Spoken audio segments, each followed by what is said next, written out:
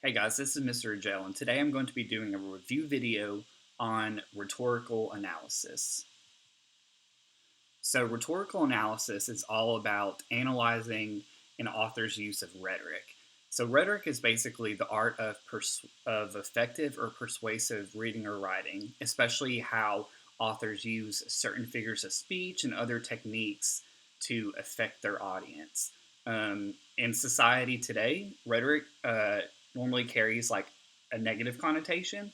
So, don't think of analyzing rhetoric as someone's empty words and promises, but rather how the language they're using is doing more than what it seems to be doing. So, why we study rhetoric is because language is power. So, people's ideas and their words can influence the world and change it. So, if you take a look at the map, think about how all of these leaders, for better or for worse, have motivated their audiences to change society. So when we study rhetoric, we study to understand the relationships of the world and how people can use their language to manipulate their audiences to bring about a change.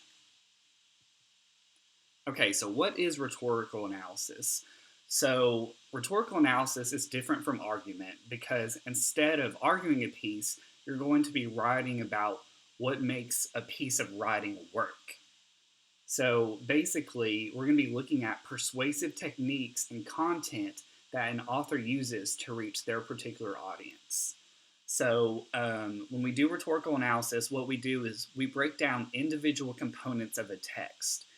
And so we explain how an author uses these to achieve their purpose on a specific audience that they have.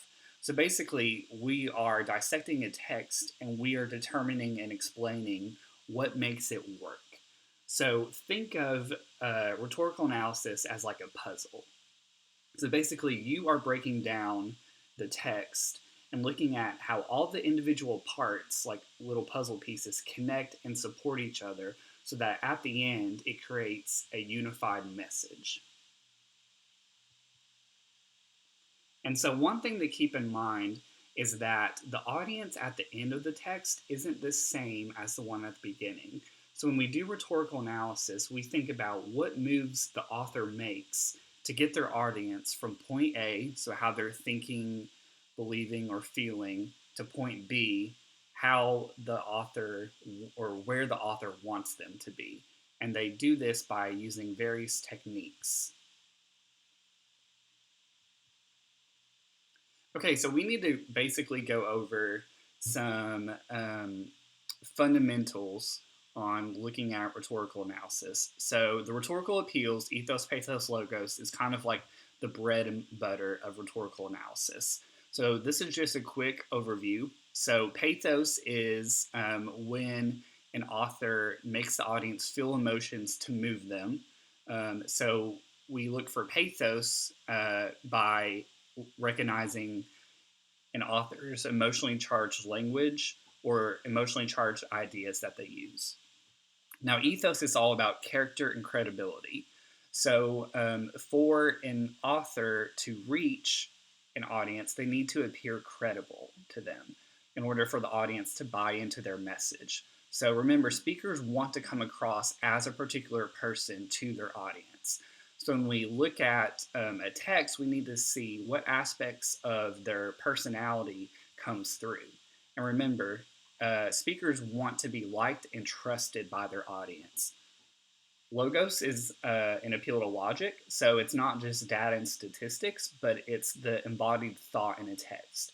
So when we look at logos, we think about what the main idea is and how the speaker, how the author creates that main idea by claims, generalizations, or various points that they use to bring forth that main idea. Okay, some information on the rhetorical situation. So remember, the persona is the mask of an actor. So basically, a speaker wants to be perceived by their audience as a certain person. And the speaker may or may not actually be this person, but in order for them to reach their audience, they want to come across a certain way so that their audience will believe, trust them, and buy into them. The exigence is part of the rhetorical situation that inspires, stimulates, provokes, or prompts writers to create a text. So basically, it's kind of like why they were prompted to even write this piece to begin with. Another thing to keep in mind is the audience. So, audience, we think of the audience as three-dimensional living, breathing people. So, think of their thoughts, values, beliefs, fears, wants, and desires. So, remember, people write to specific audiences, not to general ones.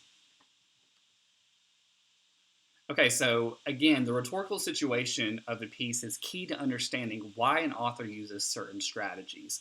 So even before you start analyzing a piece, you need to think about the rhetorical situation. And then once you have a grasp on that, then you can start to really start analyzing and understanding what moves an author makes to reach their audience. Okay, so here is how we write a rhetorical analysis essay. So, on the AP Language and Composition exam, you're always given introductory information. And so, what you want to do is read the introductory information carefully. Uh, do not ignore and immediately read the text, even though that's our first instinct. This is one of the most kind of situations that can get you in trouble on the exam. So when you read the introductory information, what you want to do is underline key and essential information that gives you background information, especially as it pertains to the rhetorical situation. So the author, the audience, the purpose, etc. And you also want to note the directions in the prompt. So this is an example introductory information from the Benjamin Banneker prompt. So what I want you to do is to pause the video and to look for any information from the rhetorical situation that you can grasp just from the introductory information. So go ahead and pause the video and look for that. Okay, so here are some things that you should have recognized. Benjamin Banneker is the son of former slaves, okay? So, and he is writing to argue against slavery. So, even though he wasn't a slave himself, his parents were, and so he has an authority and some background about this subject. He's writing to Thomas Jefferson, and from historical background information, we should know things about him. But just in case we don't, he was the framer of the Declaration of Independence, or one of them, and he is the Secretary of State to President George Washington. So he does have the ear of the president who can make policy decisions. His purpose is to argue against slavery, and this is not a speech, but a letter that he personally wrote to Thomas Jefferson. So we need to keep all this information in mind as we would start to read this prompt. Okay, so part two is you want to read and annotate a text thoroughly. So while you're reading, you need to actively annotate. You need to mark up the text, make it your own. So what you need to do is at the very top of your paper, like right over here, I would write down what's called the big four: speaker, purpose, audience, and message. Okay, so write the big four at the top of your paper. Always do that because those are the things that you want to keep in mind as you read and as you look for strategies that an author uses. So remember, if you understand the rhetorical situation, you'll have an easier idea understanding the strategies an author uses to reach a particular audience because you'll know the context, the situation, the time period, who the audience is, what their message is, etc. So who an audience is and why that's important, and who the speaker is and their unique position is going to give you all the tools you need to understand the strategies that an author is making. So some things that you need to look for are shifts in ideas or tone. You need to look for the basic rhetorical appeals: ethos, pathos, and logos. Diddles, so this is an acronym to help us remember certain strategies that an author can use. So their diction, their specific word choices that they're using, any imagery that they may use, specific details that they use to bring about their argument, the type of language they're using. Is it elevated? Is it commonplace? And the syntax or the types of sentence structures that they're using. We can also look for organizational methods. So, is an author using compare and contrast? Are they describing a problem and how to solve that problem? So, how they're organizing a piece can also help them bring about their message. And also, stylistic techniques. So, these are things that we've been studying kind of all throughout English class ever since you've been in school. So, figurative language, repetition, rhetorical questions, humor, irony, contradiction, any other literary techniques. Um, so, when we look for strategies and techniques, what you need to know though is that these can be anything. This is not an essay in which you have to name drop. So, you're not just going to be explaining uh, or recognizing that, hey, this is a metaphor and listing it. That doesn't matter. It doesn't matter that you can recognize that this particular sentence is a metaphor. Instead, you're explaining the function of the metaphor and why it works. Okay, so in other words, you don't need to name drop specific devices as long as you're explaining a text and why it works, how it's achieving the purpose, how it's bringing about the message, how it is influencing a specific audience. That is rhetorical analysis. Okay, so number three, after you've read and annotated the speech, you need to plan an outline. So, what I would do, I would choose three dominant strategies and techniques, and then below them, I would write the purpose of the strategies. So, 2 to 3 bullet points below. So, here's an example. So, like number one, you'd have a strategy, and then you would want to try to bullet point and answer kind of these four categories. So, write down how it contributes to the main idea of the purpose, why that particular strategy is effective, analyze the audience impact, so how this strategy reaches a certain audience, and then the next one is how it characterizes the speaker. Okay, so if a strategy is kind of giving us information about the speaker, why does the speaker want to be characterized that way? So that's another thing that we can think about.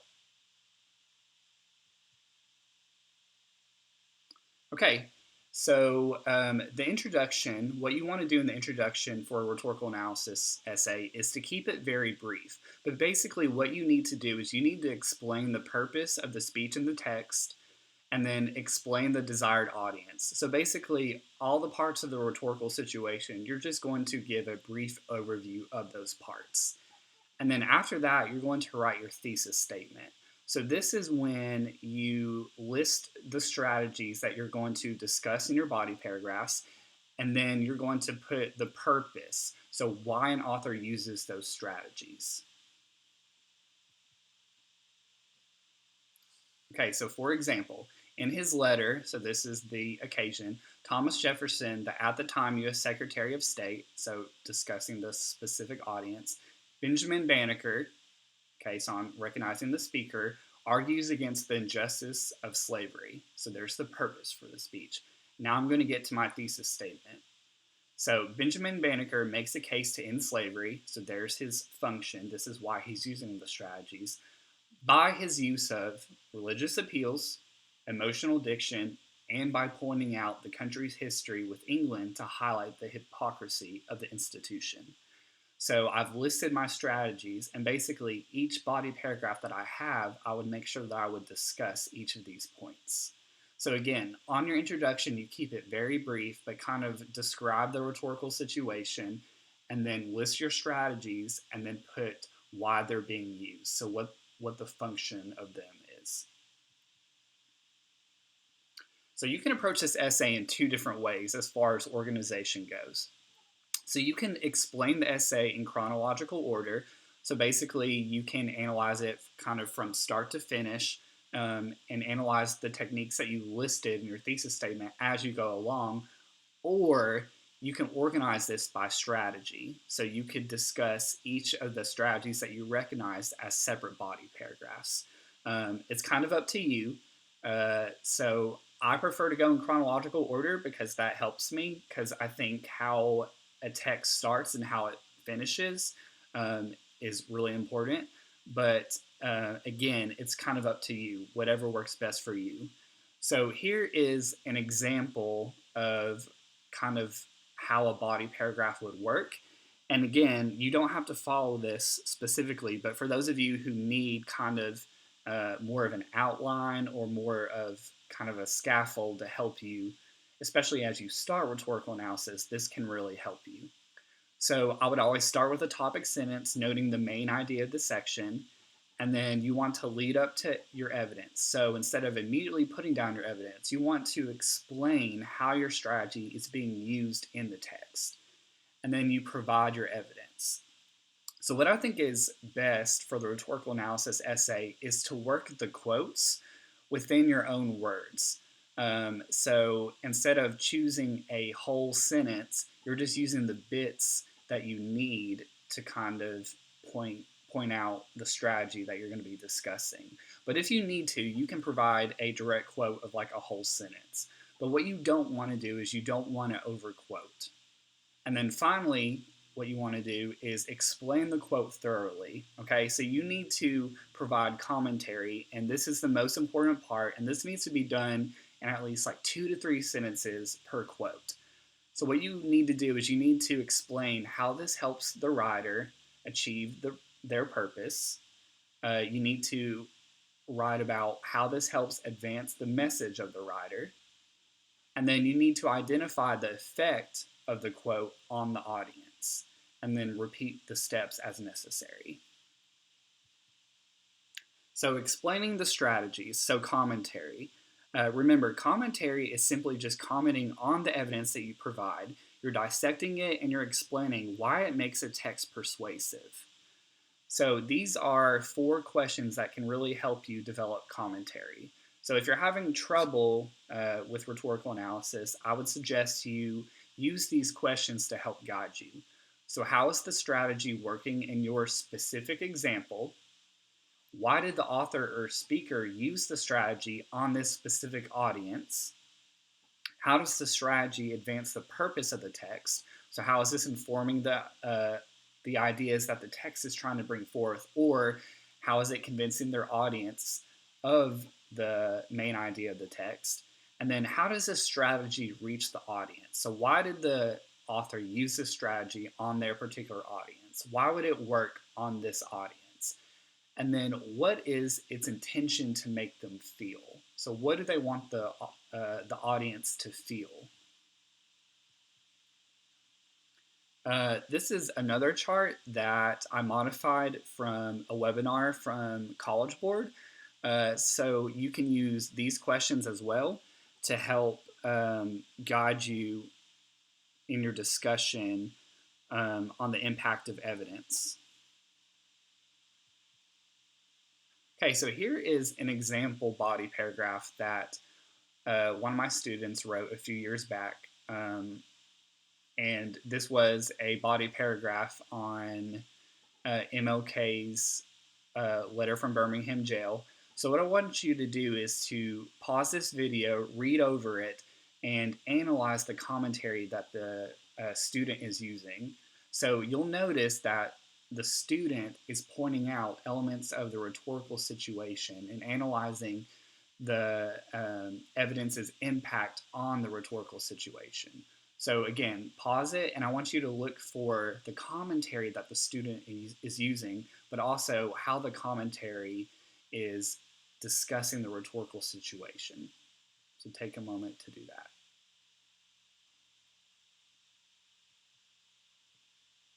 Okay, so as you can see, the student discusses the purpose. So why MLK is using this specific strategy to kind of bolster his purpose. He's discussing the audience's impact. So how the strategy is impacting the audience, how it's advancing the purpose, and then how it is characterizing MLK. So that is analysis, and then here is summary. So let's talk about briefly the difference between summary and analysis. So summary is just when you tell what an author is using. So you just kind of tell the strategy that the author's using. Analysis is you're analyzing how and why an author is using that strategy to reach their particular audience. So this is the end of the video. If you have any questions, as always, feel free to reach out and I can help you in any way possible. Thanks for tuning in.